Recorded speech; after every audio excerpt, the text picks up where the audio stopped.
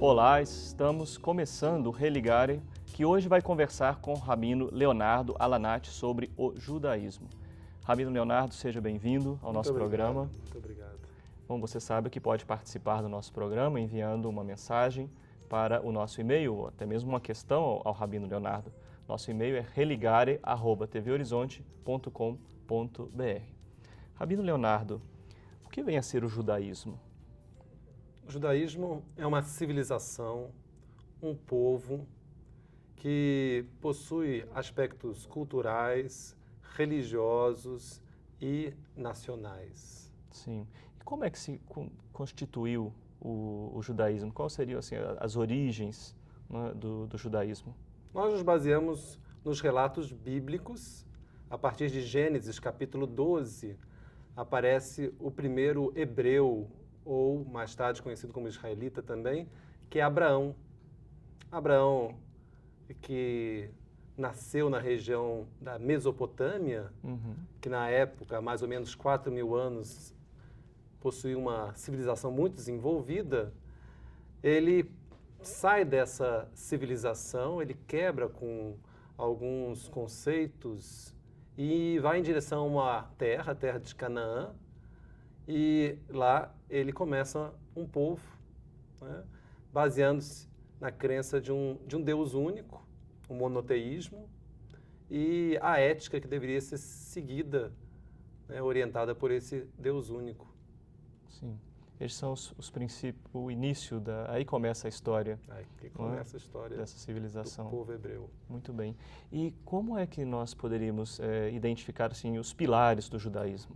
Né, em que se sustenta? O tema do monoteísmo seria alguns tentam resumir o judaísmo como monoteísmo ético, né? Uma forma de culto direcionada a um Deus único, radicalmente diferente de tudo que existe.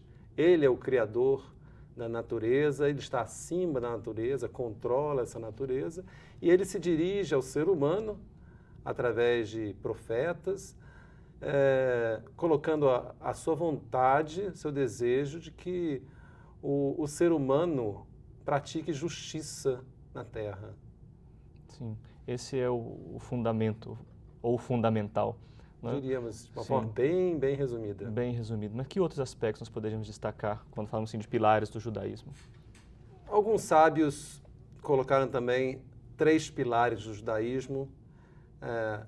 A espiritualidade, está ligado à oração. Depois, o estudo dos textos sagrados. E, por último, atos de amor ao próximo, está ligado à ética. Sim. Esses seriam 3 pilares, de acordo com alguns sábios. Sim. E sobre essa questão ética, né, não há dúvida que o judaísmo influenciou profundamente o Ocidente com sua ética. Quais seriam os princípios da ética judaica?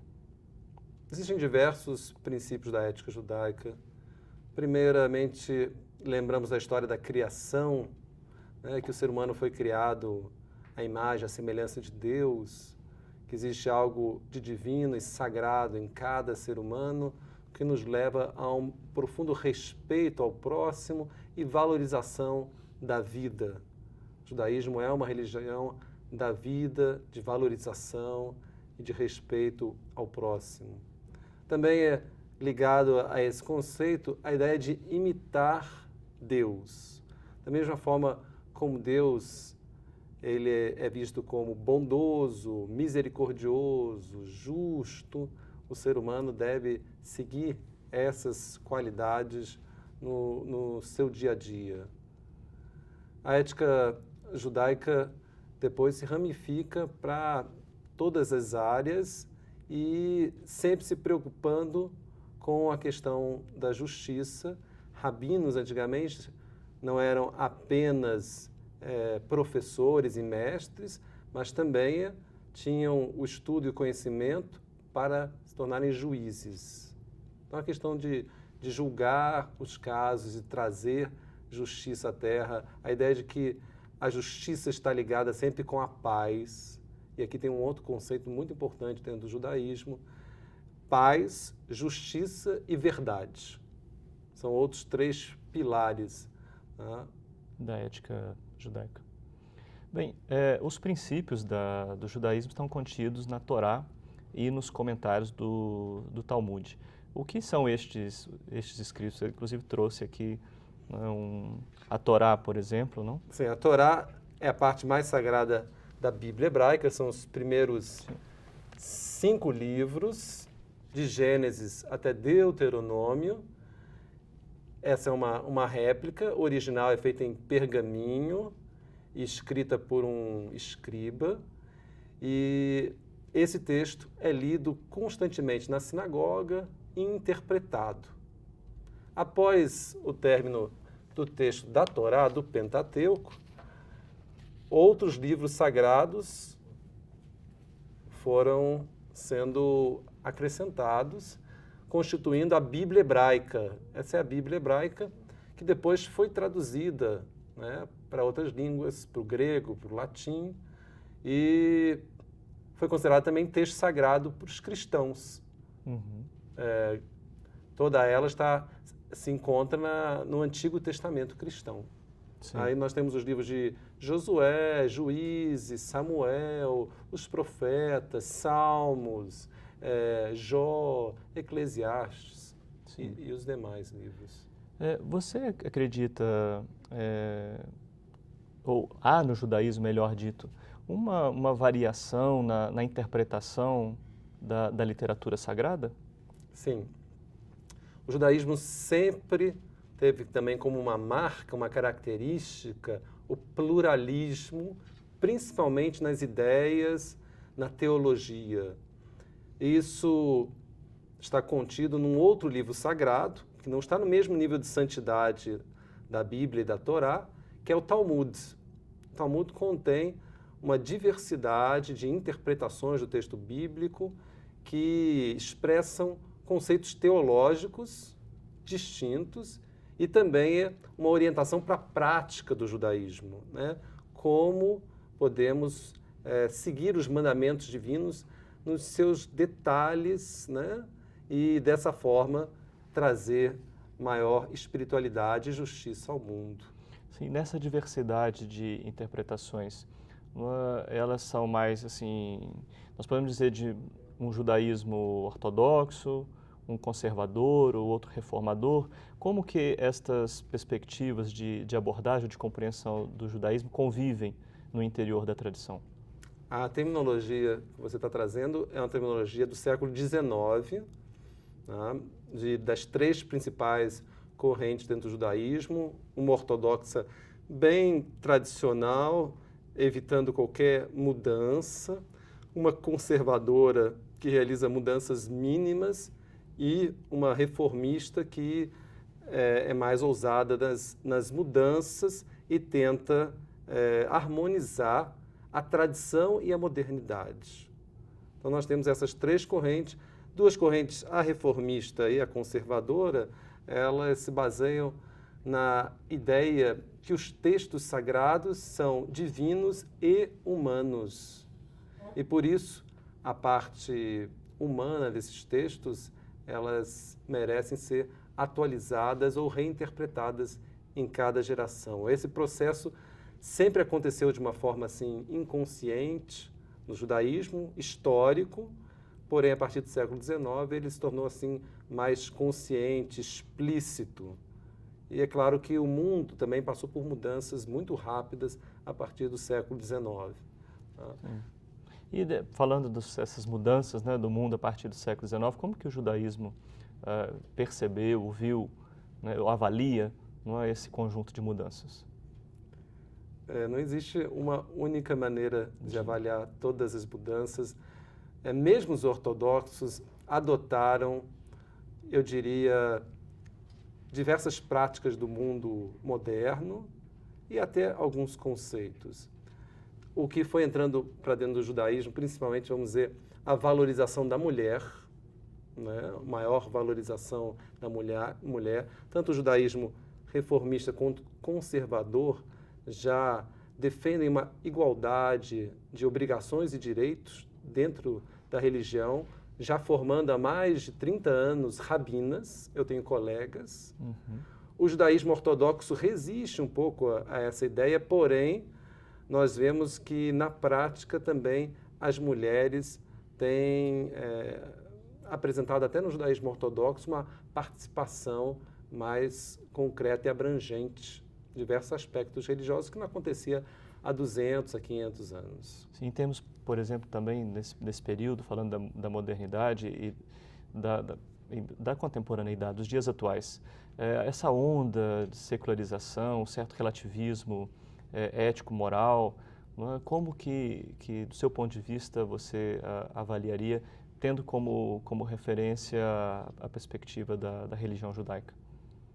Bom, eu participo das correntes não ortodoxas, principalmente da corrente mais moderna, reformista, e dentro da nossa corrente, em algumas áreas, nós aceitamos uma maior flexibilidade em relação à prática. Porém, existem conceitos, existem princípios éticos que não aceitamos nenhum tipo de relativismo, outros não. Sim. Quais seriam, por exemplo, um deles? Um princípio que seria aceito com mais tranquilidade pela tradição? Um princípio que é aceito por todos e que não foi mudado até hoje, questões ligadas à valorização da vida, né? Contra a violência gratuita, uma sociedade baseada no respeito ao próximo, na tolerância religiosa, solidariedade. Esses são princípios que todos defendemos. Muito bem. Agora, outras questões estão sendo debatidas no mundo moderno, não só a questão da mulher, como questões até mais polêmicas. Bem, no segundo bloco nós vamos conhecer um pouco mais sobre o interior, né, da vida no judaísmo. Não? Nós vamos fazer uma breve pausa, voltaremos em instantes. Hoje está conosco o Rabino Leonardo Alanati.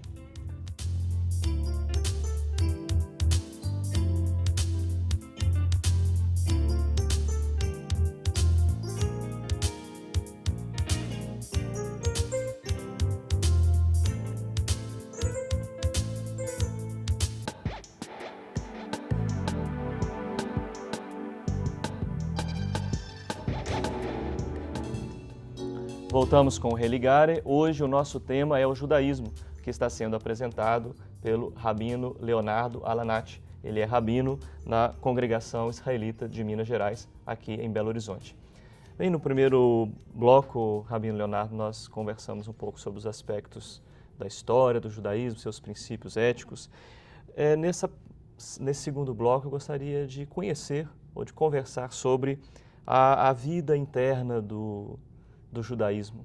Em alguns casos, até algumas curiosidades, não é? Como, por exemplo, o uso do kippá. Qual é a simbologia religiosa do kippá?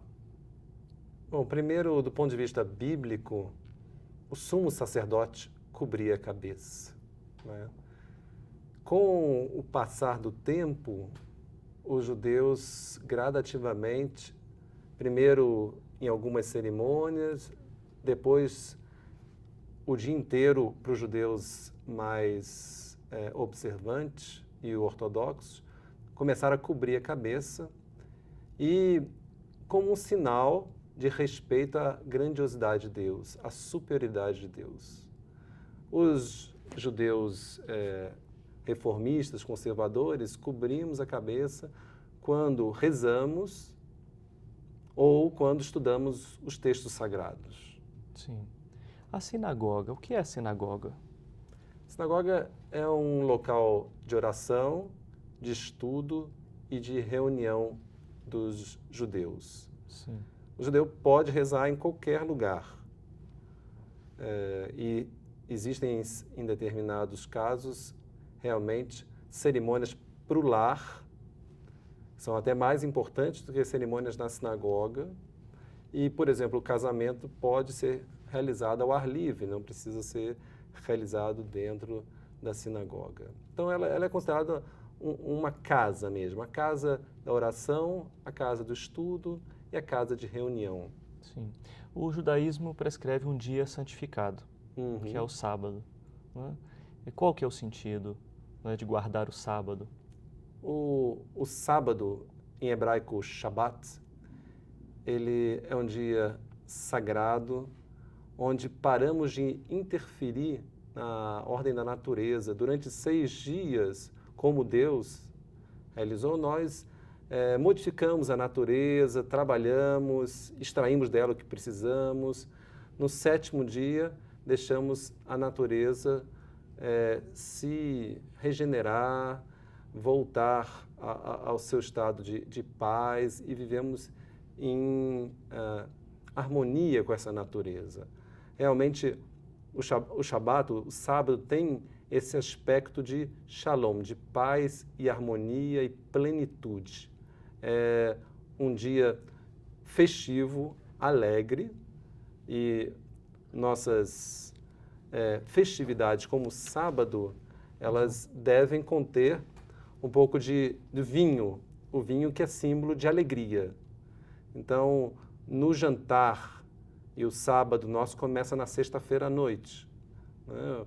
Os dias da criação eram noite e era dia, né? Então, os dias começam com o aparecimento da noite. Então, os jantares e almoços dos dias sagrados e do sábado contêm o vinho, que é considerada a melhor bebida, e o pão também. O pão é importante.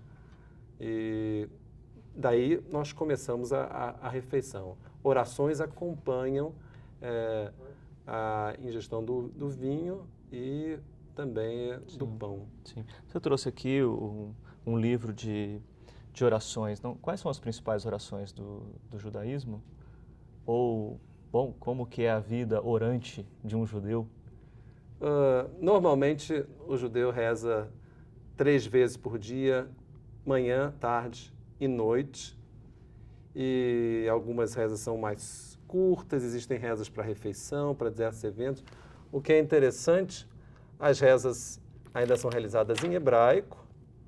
E você tem aqui nesse livro o hebraico, de um lado, o português. Sim. E uma transliteração. O hebraico em letras latinas, para aqueles que não conseguem ler hebraico. Até entre judeus, alguns não tiveram a oportunidade de se alfabetizar e ter um conhecimento maior de hebraico. As rezas são constituídas de salmos, poemas litúrgicos que foram compostos em diversos períodos, textos bíblicos, como o Shema Israel, e orações que foram compostas por rabinos. Além das orações escritas, nós chamamos fixas, o judeu também pode realizar sua oração espontânea, individual. Então, existem momentos também de silêncio, onde cada pessoa contribui com a sua oração individual. É um momento entre ele e Deus. A reza pode ser feita também na sinagoga, ou no lar, ou no trabalho, ou em qualquer lugar onde ele se encontre. Porém, sempre a preferência para a oração em comunidade, sendo que comunidade é um grupo de 10 judeus adultos. Sim. Rabino Leonardo, seria impossível aqui conversar sobre todas as festas judaicas, né? Mas quais você gostaria de apresentar aqui aos telespectadores do Religare? Primeiro, lembrando que já falamos de uma delas, que é o Shabat. O Shabat Sim. é considerada uma festa importante, mesmo que semanal.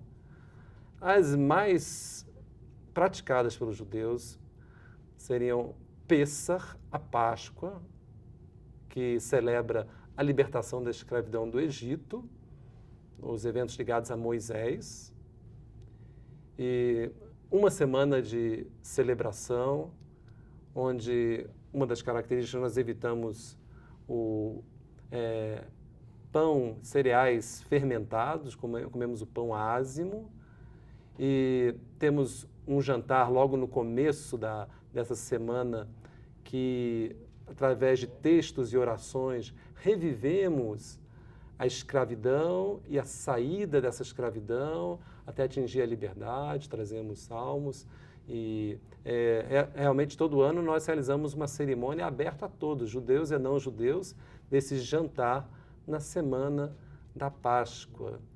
Esse ano será em torno do dia 14 ou 15 de abril, esse jantar aberto para todas as pessoas. Uma outra festa muito praticada é o início do ano judaico, o Rosh Hashanah.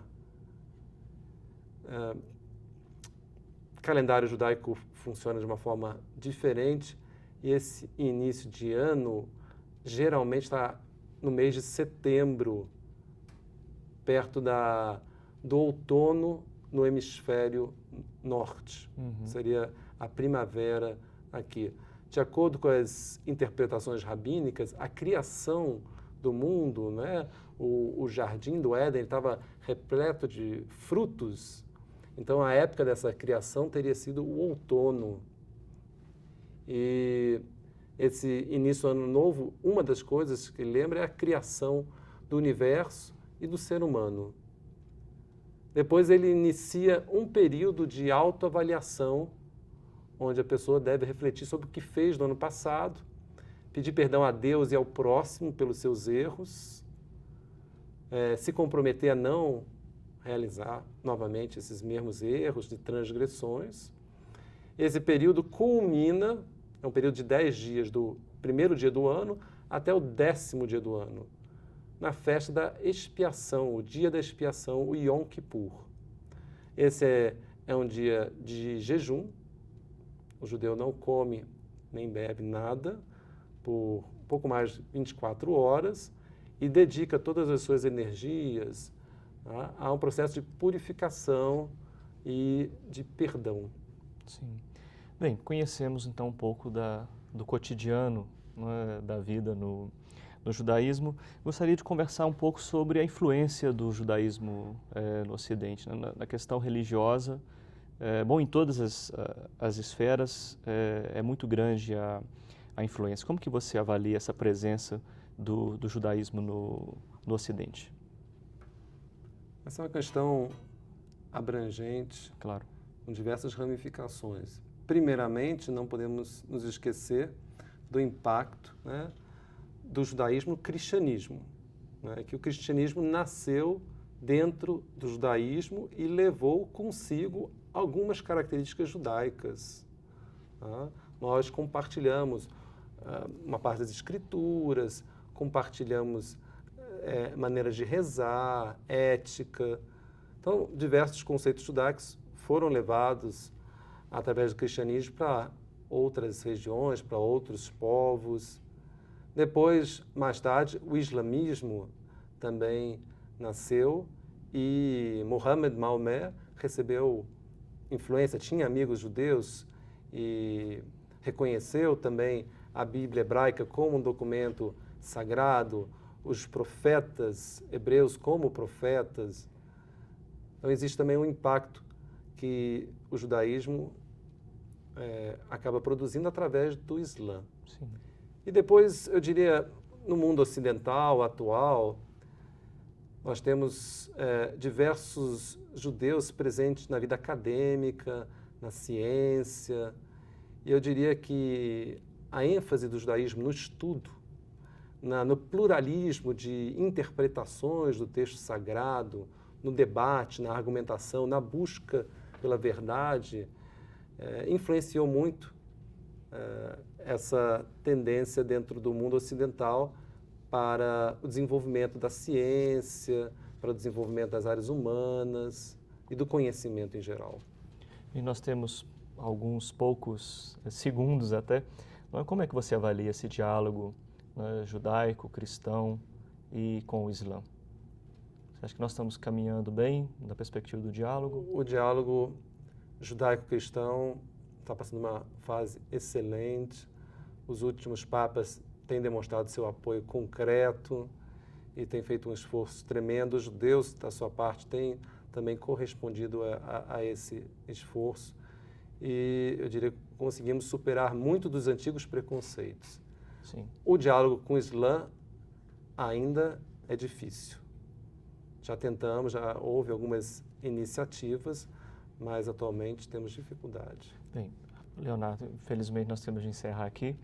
Quero agradecer muito a sua presença. Nós conversamos com o rabino Leonardo Alanati, da Congregação Israelita de Minas Gerais. Obrigado por prestigiar o nosso programa. Um abraço muito cordial e até o próximo Religare, Conhecimento e Religião.